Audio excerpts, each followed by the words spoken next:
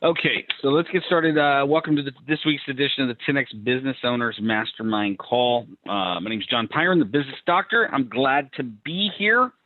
And today's going to be interesting because I have two special guests here, Alan Reeves, who's also my co-host, and then Allison Pyron. And these two people, this is going to be episode 2 of 5 on how to start a business. And even if you have a business already running, these are probably the two most critical components of growing your business and making sure that it works consistently, and that is technology and human talent. So first thing we're going to do, let me make you a co-host here, Mr. Allen. Why, thank you, John. And do the same thing for Allison here. Okay. Okay. So let's deep dive into you first, Alan. So Mouse Calls out of Nashville, Tennessee has been around going on 25 years and has absolutely dominated in the space of the solo entrepreneur. So company that has 1 employee up to 10 is typically the space. And you guys dominate the space. I mean, you have well over almost 500 clients in this space. You guys have a system in place and a process in place to really take the headache out of being a small business owner. And so the one thing that I will tell you from personal experience as a small business owner, if you're under 10 employees, technology is a great tool and will help you succeed massively. But if you're having to waste a half hour to an hour or, whatever, trying to fix a problem, that is going to cost you a lot of money, because typically you're the secretary, you're the salesperson, you're the marketing person, you wear all these different hats, and maybe you're at a point where you've got 3 or 4 employees. The last thing you want to do is spend time managing your technology and getting help when you actually need it. And so one of the things I want to drill in with you today, Alan, is the different aspects of service that is important for that small business owner to accomplish the major goal, which is no computer problems. Okay, I need to be able to work and not have any problems. And when the problems happen, I need to get it fixed. And so you guys have 3 different VIP plans. And so what I'd like to do is describe for me your top tier VIP plan. Okay. And for those of you that are listening to the podcast or watching this recording, we're not going to do a sales pitch here. Okay. I just want to, because I helped design these 3 plans and we did this for you in mind. And so the different components of these plans are very important. So I'm going to ask questions about why those things are important. And because you don't get 400 and over 450 people to buy this without it being valuable. And so on the top tier VIP plan, what is all included? So just to set a scope, and there's a method behind everything that we do. But the number one thing that we do across the board that I don't know another IT company anywhere that standardizes on this. But every machine that we cover, we back it up. And this could be, our largest client out west. This could be, a retiree that's got a home office, and they call it their home office, but they check stocks and email once or twice a day. Just down the hill here. Backup is so unbelievably critically important. And we learned that, we knew it, but it really hit home in 2010 when Nashville suffered a catastrophic flood.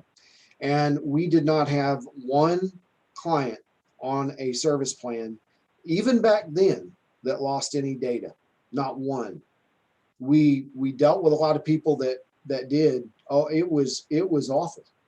But we include backup in every single plan that we have, up to 1 terabyte per device, which is nuts. You may not know much about storage and measurements, but that's a lot of backup for, guaranteed for each device. So that's number one. Number two is everybody gets a push button that plugs into your computer. If you need to get with us, you're having a problem, you press the button, it knows who you are, you tell it what's going on, and that creates a ticket in our system. Or you can just pick up the phone. But at the end of the day, all that remote support, that help desk, that virtual IT department is included in the plan as well. You could use it for 10 minutes a month. You could use it for 10 hours a month. It's all included. We're not nickel and diming you. That high level plan also includes unlimited on-site troubleshooting. Now, I want to make clear that's not project work. That's not elective work. But if you have a device that is just completely down, then we come on site at no charge and repair it. If it cannot be repaired on site, then we pull it back into a laboratory environment after about 30 minutes or so. $1 million in identity theft protection, underwritten by AIG. That is something that we cover everybody with. So those are the core pieces that make it up. Mm-hmm. And it's kind of you can consider it kind of a personal cybersecurity and IT support suite, if you will. There's a gentleman named Paul Dipple who's famous in the IT service industry. And John, you're aware of this, and many of the listeners. Yep, he owns a company called Service Leadership. Yes, and Paul Dipple basically documented the fact that as a company increases in size from solopreneur up to enterprise, there are really 7 different ways, depending on their size and their budget, that you can successfully deploy IT services. And if that company is 10 people or less, most IT companies have never figured out how to do that successfully and still make money on it. So they don't. Or they quote something exorbitant. For example, we had a prospect reach out to us back 3 or 4 months ago, and they had an executive that was retiring and moving into a home office. This guy was going to be independent of the company he was retiring from. All he wanted was pretty much exactly what I described. He wanted to be able to have that peace of mind that he had when he was an executive with this company. He wanted that backup. He wanted somebody that he could just reach out to and boom, they're there. He wanted that protection. And he reached out to a local competitor of ours, and they quoted him $1,200 a month for one person with one computer in one office, because they don't know or they don't understand how to deliver what we can at the level we can. And we do traditional IT as well. We'll service companies that have 30, 40, 50, 60, 75 employees. But with John's help, we figured out years ago how to really craft something that works as far as service delivery and budgetability for these companies that are really trying to get off the ground. So when it comes to, and then you guys have antivirus included in there. Oh, absolutely. You guys take care of all the patches and the maintenance, and basically what that is for those out there that are listening to this recording on the podcast channel. And by the way, if you're not a part of the podcast channel, go look up 10X Mastermind Group on Google, on iTunes. It's called 10X Mastermind Call, and that's the podcast channel. So you can listen to this as you're going. But the one thing is being able to, if you drive a car, right? So when you first buy a car, it's like buying a brand new computer. Everything works, everything's good. Still needs to be set up, kind of customized. Still got to whip out the owner's manual and read it and that sort of thing. And that's basically, setting up your computer, installing applications, things like that. once that's set up, then your computer is just like a car. It has certain intervals where it needs to have an oil change. It needs to have its tires rotated. It needs to have, the 15,000 mile service, the 20,000 mile service, et cetera, et cetera. And if you don't do that and you don't do the maintenance on it, you're going to start having big problems that cost you a lot of money with your car. And having the right provider provide the right service is what's going to pay off. I'll give you an example. I bought a car in 2001. Okay. Bought it brand new off the lot. Took it in to the same place for maintenance from the day I had it. Same mechanic. His name was Flash. Okay. His actual name is Brett, but he goes by Flash because he's a drummer. He likes the drummer name, right?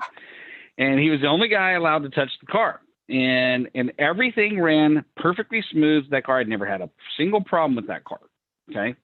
And 4 years ago, I bought a different car, and the guy that had been doing all the maintenance on it ended up, when COVID hit, he lost all of his employees. So literally he couldn't really operate. So I had to go and find a different company, and thought I found the right company. I mean, everything looked good, but I should have paid attention to the fact that they had 27 bays at the shop, right? And they had all this overhead, all these employees, basically became a cookie cutter approach. And so I took it to the maintenance. Every time the car told me, hey, it was time for maintenance, I took it in. No questions asked. Here you go, right? Well, then I took it in, I think that Allie, it was like 3 months ago. And they, hey, it's time for the oil change. So I go and take it in for the oil change. I come back with a laundry list of almost $8,000 in stuff that was, quote unquote, missed, and they go, hey, whoever's been doing the maintenance on this thing, should have caught this all along. I'm like, you guys are the one doing the damn maintenance, And so I can't tell you in the computer space, what does this have to do with computers, John? Can tell you the importance of finding a reputable company that has been doing it for a long time, that can actually verify and show you what's going on, and check their references. And so the thing I like about clients that I've recommended to Mouse Calls is you guys do a very thorough job. Patches are the oil change. Updates are the oil change. There's different things that you can do within your computer to prevent problems from happening in the first place. Because as a small business owner, the last thing you want is to have a problem when you need it the most. And it usually always happens, you're on a deadline, you're trying to print something, whatever, and you don't have support. So at minimum, when your company is between 1 and 10 employees, most of the time you don't really need a server. You need to connect with Mouse Calls and have them service it. Once you get to 10 or more computers, you're going to need a centralized server as a business. You're going to want to protect your data. You're going to want to be able to centrally control everything. The last thing you need, especially if you live in California, is one of your employees going across the street, opening up a business and taking all your client data. And guess what? It happens all the time.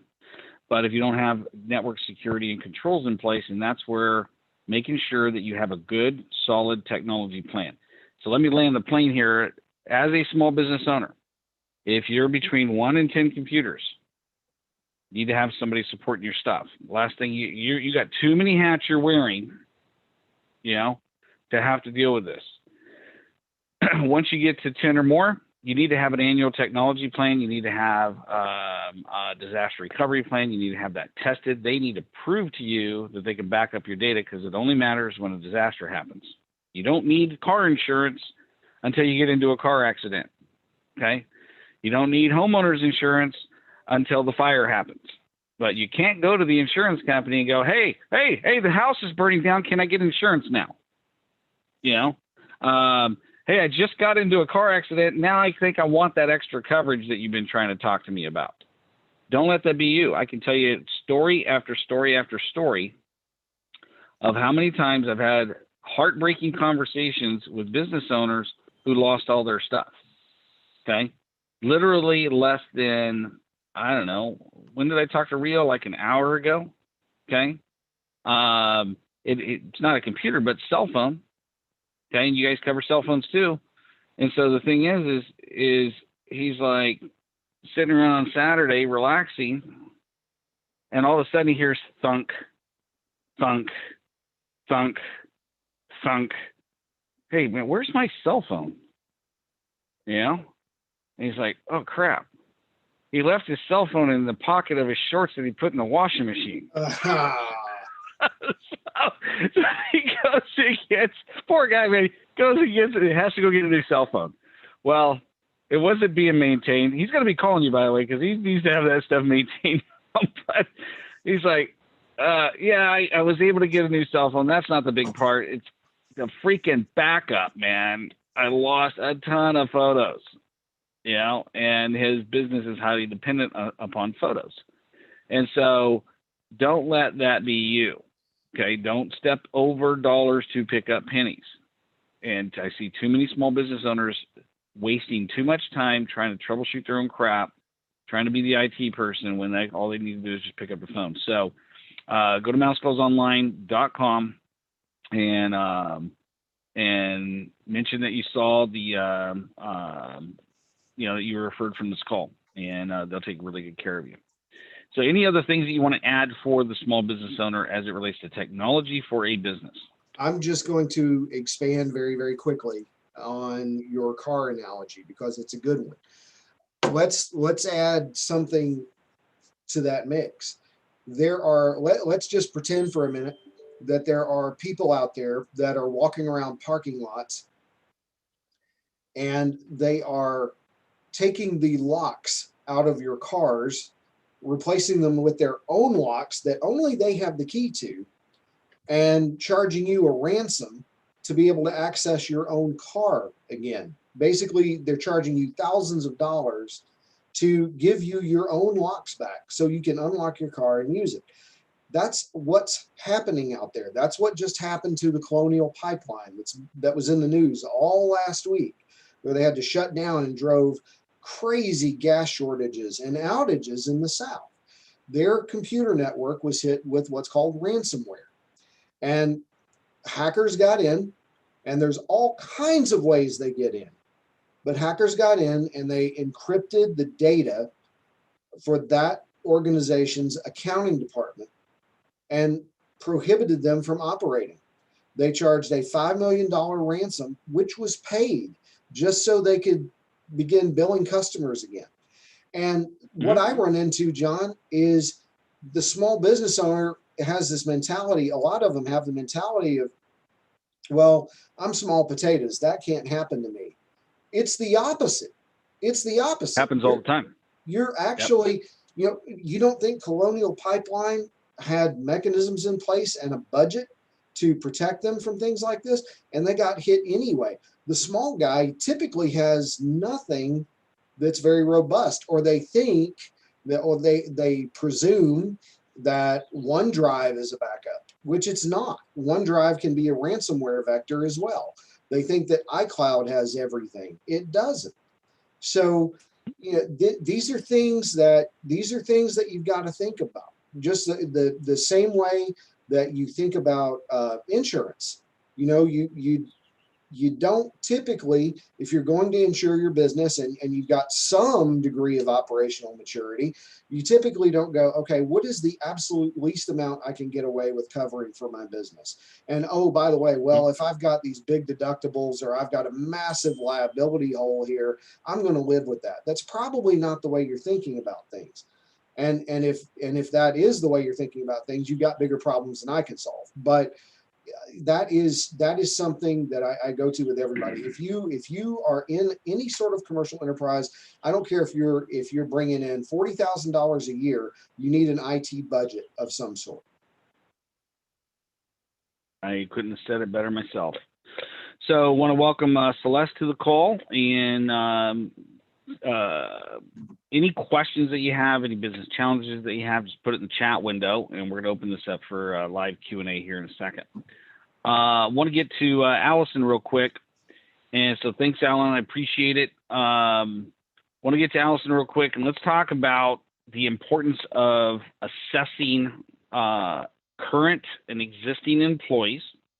Two things I want to cover: assessing current and existing employees, and then I want to talk about, okay, how do you make sure you have the right fit for new employees coming on board?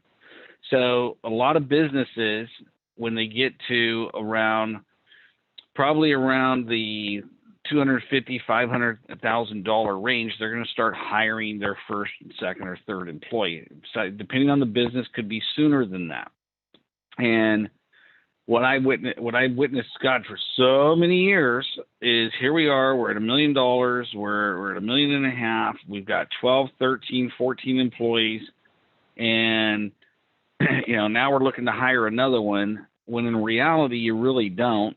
And what I find, and you have discovered this year on another client, is most business owners don't have a great hiring process. Most business owners don't properly assess people before they bring them on the team, and then they bring them on the team and they start giving them a bunch of work that does not leverage their strengths, talents, or abilities, and the employee ultimately ends up being there for a paycheck. They're not maximizing their potential. And so what are some of the things that you can share that would address, let's address the companies that already have employees right now. You already have employees. Like I'm going to call this guy this afternoon. He has, 21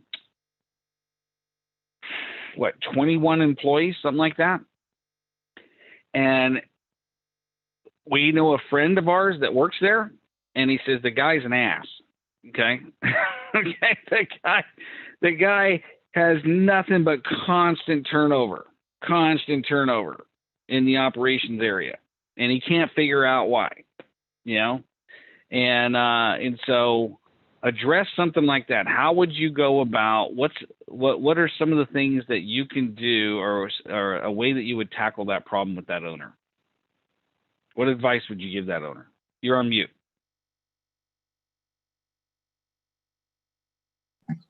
Sorry about that. I think the first thing you need to do is, I think we've discovered you have to sit down with the owner first and kind of work through what's going on with him and get him to understand himself a little bit more. I know you have had to face that in the past with your own business. And so getting to understand how the owner communicates, doesn't communicate, the owner's going to set the tone. And so they're the ones who have to be, the communicator, even if it's their challenge. And so for me, it would be sit down with the owner first, assess them, give them the information about themselves and how they communicate to others, how others communicate to them, and give him that insight first. I think that's going to be the biggest struggle in speaking about this client that we're talking about. But then it's also coming in and finding out, okay, do you have the right employees in the right positions, as you were saying? You see a lot of people who just, I know personal people who've taken the assessment and they're just, it's not what they're interested in. It's not what motivates them. It's not what drives them every day. But they need a paycheck. And so they're out there, they're going to do what they have to do to have a job. But are they meeting the potential that, that's out there for them? Probably not. And so it's then going and assessing, your staff and finding out, okay, where are you lacking in, he's trying to fill these positions, but maybe you have someone on staff who would be better fit for that job. So, that's where the assessments will come in and finding out, are you really reaching the potential of your employees that you have? And just to kind of give you an idea, Mr. Business Owner out there that's listening to this or watching this, highly recommend you go to, if you're on the podcast, go to the YouTube and watch this video, because I'm going to share this assessment here real quick. And so this is an individual, I'm not going to go into it, but this is the type of information you're going to get, okay? It's going to give you a narrative of this person's behavioral characteristics. It's going to break it down. It's going to give you things like the value that this person brings to the organization, customized for them. It's going to give you a checklist for communicating. How should you communicate with them? This is probably this one, and the next page, which is ways not to communicate, is the one that we spend the most time on, just simply because if you can get your employees to communicate with each other in their language, then they're going to have a lot more. They're going to connect a whole lot more. They're going to get a lot more done. They're going to be a lot more productive. And a lot of people think that they can communicate to someone else, a coworker, their boss. The boss thinks that they can communicate with their employees any way they want, and they're going to motivate that person. Not true. It's like you knowing Spanish and trying to speak to somebody that only speaks English. You're not going to connect. They may catch a few words here or there, but you're not going to have any connection. And so this right here, understanding how to communicate to that person, if you're trying to motivate your employee, it's important for you to talk to them in their language, not the other way around. Ways not to communicate. If you continue to treat them this way, you're going to continue to get a lack of performance. And so it kind of gives you that cheat sheet of what not to do. And then communication tips on how to communicate. There's a couple other things in here. Everybody has a D, I, S, and C score. It depends on where you fall on this. But having this information about your person is going to help you. It's going to give you also how they waste time. If you see them doing any of this stuff, this is the possible causes. This is the possible solutions, areas for improvement. It's going to tell you what their top behavioral strengths are. In this case, this person's persistence is the number one. Consistent, following policies. Let's go all the way down to the lowest one. Urgency, still highly developed, but some people, when they're down here 11 and 12, they fall below this red line, which means this is not like if her urgency was 10, and I'm super frustrated with her because she's not getting crap done the way I want her to get it done fast enough. Guess what? You're spinning your wheels. She is never going to get it done. Okay, and you can just stop being upset about it. Give her different types of things. So it'll give you the feedback that you understand, and it tells you, is this person happy? This person is a conducting supporter, which is a natural here. The closer you are to the center, the more adaptable this person can be to everybody. This is perfect profile for an operations person, perfect profile for a business management person. But where she's at right now, she ain't happy because she's having to adapt her behavior way too much. And it's like stretching a rubber band. So having this information on your employee is going to be very super duper valuable. Driving forces, Allison, why is driving forces even more important? So driving forces, it's going to be what motivates that person to get up every day and do what they do. What is it that makes you get up at 5 a.m., John, to do what you do every day when I want to get up at 7 a.m.? So it's really more of understanding, what is going to be, what's going to motivate them? How are you going to get these people to really work for you by understanding and knowing what motivates them? And so it breaks down what their driving forces are. How do you motivate this person? What motivates them on a personal level? I can't tell you how many clients I've gone into over the years, including my own. I started doing this in 2006 when Phil Bristol came in. I had 12 employees, and I couldn't understand why I didn't like any of my employees except for maybe one or two, and they didn't like me, and I had turnover. And Phil just basically said, "You're an asshole. That's why." I'm like, "Whoa, what do you mean? I'm paying you to tell me this, by the way." And so he shows the assessment. He's like, you have a certain type of behavior characteristic, and you've got to understand you cannot communicate with people that don't have that behavior characteristic. So I learned a lot, and I had to change, and this gave me that. But now, here's my employees' potential strengths. Here's their weaknesses. And here's a big tip for you as a business owner. Stop giving work to the people in your employee that doesn't leverage their strengths. A lot of business owners go, well, she should do this or he should do that. Well, if they're not going to be great at it, don't expect them. It's like pushing a wet noodle. You're not going to get there. Okay. And so you want to give them work that maximizes their strengths, minimizes their weaknesses. And then how do you energize them? Here's how you energize this person. Here's what's going to cause them stress. And we went up to a client that has 12 employees, and we had to rearrange, I think 3 or 4 people on the staff. Had to get rid of 2 people and replace them with 1.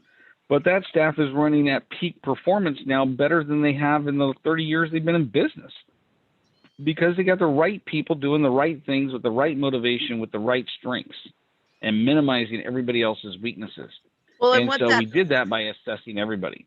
John, what that client was also realizing too is in some training that we did, that this doesn't just apply to themselves and how they work amongst each other in a group and a team atmosphere. They started to realize, okay, well, this is going to reflect on how we answer our phone when we have an angry property manager on the other end of the line. How are we going to be able to communicate with them? So this doesn't just have to do with them personally and how they interact, but it also has to do with how it rolls over into somebody else on the other end of the line and how they handle that phone call. Yeah, I mean, and so when you have this, like this person, you want to give that person work that feeds their top 4 driving forces. So each one of these, and I'm not going to go into the detail here. You can get more information. Just go to johnpyron.com or send me a text at 916-741-0596, and I'll send you an assessment link for free, and you have your own self-debriefing guide. But pretty much once it tells you, let's say this person is being expected to operate on a team. They're expected to do a lot of collaboration with the team. Well, guess what? This person ain't motivated by it. I mean, you can put this person on a team all you want, and it's going to make them unhappy. You can expect this person to be all harmonious and be decorative, but if that's her job, she's going to fail at it. Okay, she's going to fail at it miserably. But if I want her to be in charge of something, she's my go-to gal. She's passionate about that. I want somebody to have a good operating environment where everything is objective, everything is structured, everything has a place, everything is organized and forth. She's my go-to gal. If I want somebody to get something done, I need to know that I need to be very intentional with her. If she knows what the mission is of the company, she'll help get it done. She's my research queen, high intellectual. I want to give her, if I need something researched, she's my go-to person. Okay. I'm not going to give it to somebody who is instinctual. Okay. So those are just, why? Because this is her. She's not going to make decisions based on her gut. She's going to make decisions based on facts, dotting the I's and crossing the T's. This is my person I want. But having this information is going to be very important. The other thing that this will do is it will tell me as an owner, this section right here. It takes behaviors and motivations and combines them together. Here's the strengths. Here's the potential conflict with other team members or conflict with her if I approach her in this way or if I give her this type of work. But here's the ideal environment I need to put this person in if I want to get maximum value. I have a client right now. They're going on 3 years. They just started 3 years ago. They'll hit almost $1 million this year. They're a civil engineering company. They have used this from day one. Every single person that they've hired has had to go through this, and they fit them in just like a little puzzle. And as a result, they only give them the work that they're doing. And that company, I'm having trouble hearing you. Apple Watch. They're doing almost 90% productivity out of that entire team. Super, super profitable. Okay. Why? Because they give people, they know they have this data. Okay. How do you motivate them? Here's how you do it. How do you manage them? Here's how you do it. Okay. And then finally, what are their top competencies? Okay. Down here, if I want to put her in customer service, ain't going to happen. Okay. Probably the worst job I can give her is she needs appreciating others, not her strength. Okay. But if I want her to coach people, okay, and I want her to manage people, I want her to make decisions and not have to manage her, micromanage her, she's going to be my gal. Okay. So again, when you're managing employees, right? If your employees are not productive, if they're not super motivated, they call in sick all the time, if they're watching the clock, if they show up right when their shift starts and leave right when the shift ends, if they're like, man, I got my 10-minute break, I got my lunch, and they can't wait to leave, you probably need to do something like this because they're not motivated. Happy employees make you a ton of money in business. They become great employees. Too many business owners in this country settle for good employees, a body to fill the chair to do a job, but they don't make the investments into the growth of the people. And the difference between good and great is lots and lots and lots of money, lots and lots of freedom for you as a business owner. And so go read the book called Good to Great, and you'll know this. There's an entire section in that book on this type of stuff right here: assessing the right talent, putting the people in the right seat on the bus, and giving them the tools that they need to succeed. I will tell you this just from Alan's been in business a very long time and has had lots of employees over the years. If you don't invest in your people, don't expect them to invest in you. Okay? If you're not going to invest in your people and help them succeed, they're not going to help you succeed. And so these are just some tools that you can do to maximize that. What other thoughts in closing, Allison, would you want to make sure that the audience knows about the people that they have on staff or the people that they're going to bring on? Well, I mean, if you're looking to really optimize your business and grow your business, you want to have the right people in place. Those are the people who are going to provide, you always see business owners who are afraid to leave. They're afraid to go on vacation. They're afraid to live a life, and their business becomes their life because they don't have that trust in who they've hired and who they've, put in place. And so it gives that employee that confidence in how to communicate with their boss. And it also gives, that employer the confidence in their employee so they can leave. So they have the trust that, no, okay, I'm able to walk away for a week and know that their business is going to be successful because the right people are in place. So it's that trust value that will be there when you have the right person in that right position. And so the last thing I want to mention, so thank you both. Last thing I want to mention is the most powerful way to grow your business is through joint ventures. And so an example is right here, me and Alan Reeves. Okay. So Alan is going after a small business owner pretty much anywhere in the United States. Okay. He's got the entire technology piece covered. He's got the entire employee technology piece covered and takes care of the employees to make sure that they are safe and secure both while they're at work and while they're not at work. Okay, because identity theft protection is included in all the plans. Myself, strategy, planning, execution, accountability.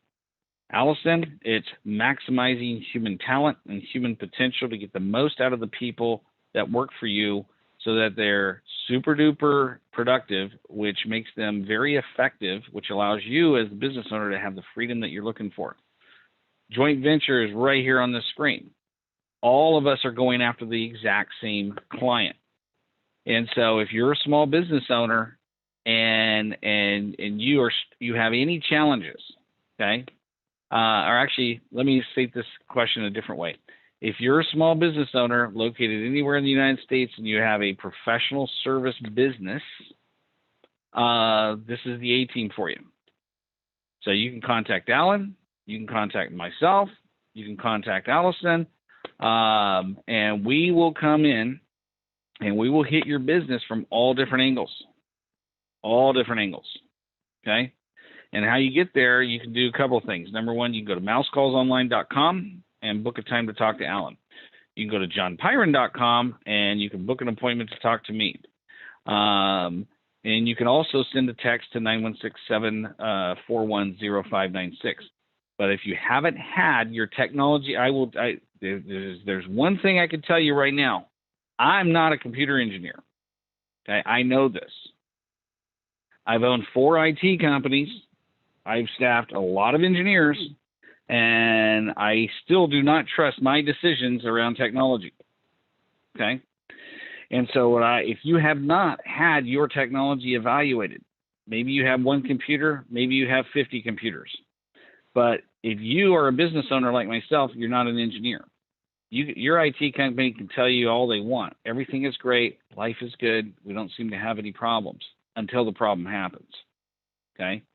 Because I went to have a scheduled call with you, Alan, I think it was like last week, and you're like, dude, I got to reschedule, man. I'm on the call with somebody that called me, and I'm, they're having to deal with a problem in North Korea, ransomware, man.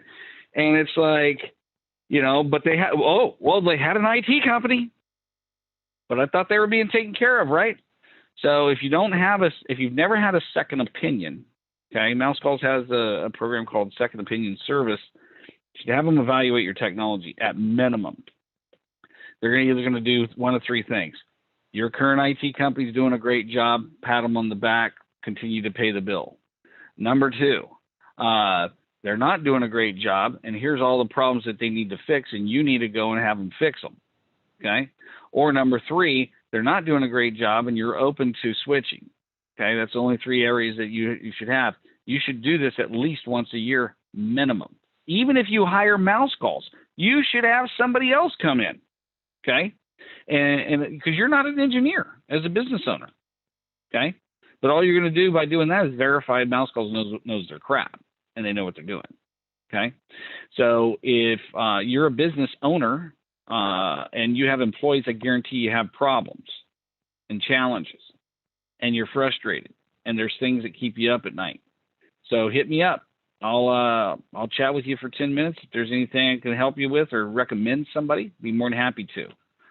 If you have employees, best thing you can do is get a hold of Allison. You can just go to johnpyron.com, book an appointment there. Have her assess your employees.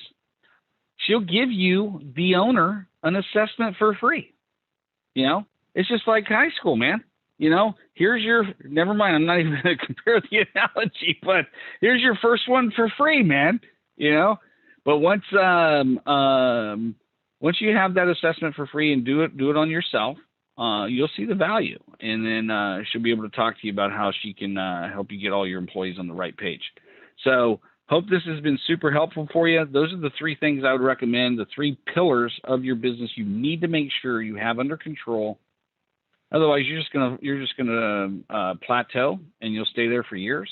And if that's what you want to do, and that's your business model, then go for it. Be happy. But if you want to grow, you want to have a profitable business, company that runs without you, you need to bring on this team right here. Okay. So hope that's been helpful. Go out and make it happen.